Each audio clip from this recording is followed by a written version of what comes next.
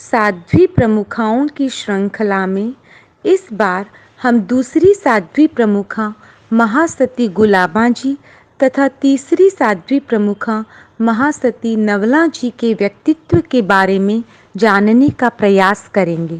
तेरापंथ धर्म संघ की द्वितीय साध्वी प्रमुखा महासती गुलाबा जी थी।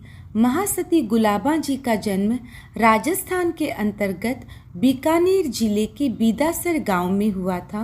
उनके पिता का नाम पूरणमल जी एवं माता का नाम बन्ना जी था। वे तेरापंथ धर्म संघ के 5वें आचार्य मघवा गणी की छोटी बहन थी। 8.25 वर्ष की छोटी आयु में ही उनकी दीक्षा चतुर्थ आचार्य श्री जीतमल जी के कर कमलों से हुई। गुलाब सती का व्यक्तित्व प्रभावी और उनकी बुद्धि तीक्ष्ण थी। उन्हें सरस्वती की उपमा से अलंकृत किया जाता था, क्योंकि साध्वी समाज में सर्वप्रथम पद्य रचना करने वाली वे ही थीं। उनकी मेधा और स्मरण शक्ति इतनी विलक्षण थी कि वे एक साथ 5-7 गाथाओं को सुनकर ज्यों का त्यों दोहरा देती।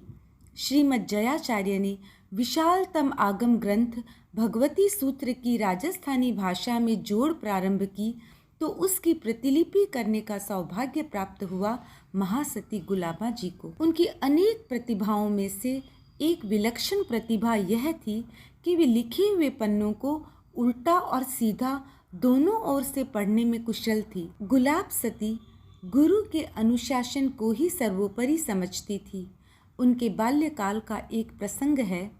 जयाचार्य लाडनू में विराज रहे थे और एक दिन बाल साध्वी गुलाब को सहजतया इधर उधर घूमते देखा तो वात्सल्य भरे उपालंब के स्वर में जयाचार्य ने कहा, गुलाब इधर उधर क्यों घूम रही हो, जाओ उस टोडी आड़ा में बैठकर स्वाध्याय करो। गुलाब सती तहत कहती हुई तत्काल वहां जाकर स्वाध्याय करने लगी। वहां बैठे बैठे घंटों बीत गए। इधर व्याख्यान संपन्न हो गया, भोजन का समय हो गया। जयाचार्य ने पूछा, गुलाब कहाँ है? साध्वियों ने जाकर देखा तो गुलाब सती प्रतिमा की तरह स्थिर आसन में बैठी स्वाध्याय कर रही थी। साध्वियों ने कहा, आचार्यवर तुम्हें याद कर रहे हैं। दर्शन करने पर जयाचार्य ने कहा, मैंने तो कुछ समय वहाँ बैठकर स्वाध्याय करने के लिए कहा था, तू अभी तक वहीं बैठी रही। बाल साध्वी ने नम्रतापूर्वक कहा, गुरुदेव आपका आदेश वहाँ बैठने का ही था, अतः मैं कैसे उठ सकती थी। जयाचार्य गुलाब सती की इस अनुशासन निष्ठा से बहुत प्रसन्न हुए। जब बीदासर में प्रथम साध्वी प्रमुखा महासती सरदारा जी का स्वर्गवास हुआ तो उसके पश्चात श्रीमद् जयाचार्य ने गुलाब सती को साध्वी प्रमुखा के रूप में नियुक्त किया और उन्होंने 15 वर्ष तक इस गरिमामय पद का कुशलता से संचालन किया और अंत में जोधपुर में उन्होंने अनशन पूर्वक नश्वर देह का त्याग कर महाप्रयाण किया। तेरापंथ धर्म संघ की तीसरी साध्वी प्रमुखा हुई है महासती नवला जी। उनका जन्म मारवाड़ के छोटे से गांव राम सिंह जी का गुडा में हुआ था। उनके पिता का नाम कुशाल चंद जी तथा माता का नाम चंदना देवी था। उनका विवाह अनूप चंद जी बाफड़ा के साथ हुआ और शादी के कुछ ही वर्षों के पश्चात उनके पति का स्वर्गवास हो गया। इस घटना से उनके भीतर वैराग्य का भाव जागृत हुआ और वह उत्तरोत्तर वृद्धिंगत होता रहा और एक दिन उन्होंने दीक्षित होने का दृढ़ संकल्प कर लिया। लेकिन नवल सती का पैतृक परिवार पहले तेरापंथ नहीं था, अतः उन्हें दीक्षा की अनुमति नहीं मिली। दीक्षा के नाम पर उन्हें अनेक कष्ट झेलने पड़े।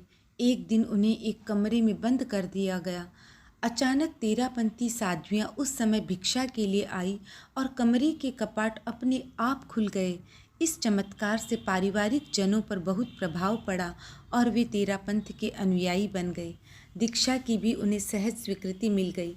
नवल सती की दीक्षा तेरापंथ धर्म संघ के तृतीय आचार्य श्री रायचंद जी के कर कमलों से पाली में हुई। उन्होंने अपना प्रथम केश लुंचन अपने हाथ से ही किया।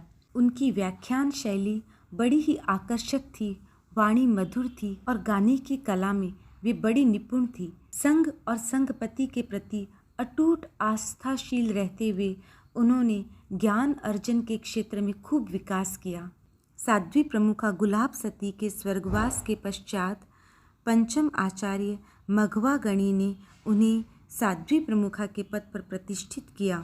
वे लगभग 12 वर्षों तक साध्वी प्रमुखा पद पर रही और इस अवधि में उन्होंने मघवा गणी, माणक गणी एवं सप्तम आचार्य डाल गणी की उपासना का सुअवसर प्राप्त किया। जीवन के अंतिम पड़ाव में साध्वी प्रमुखा नवला जी का बीदासर में स्थिर वास हुआ और वहीं 5 प्रहर के चौविहार अनशन में उनका स्वर्गवास हो गया।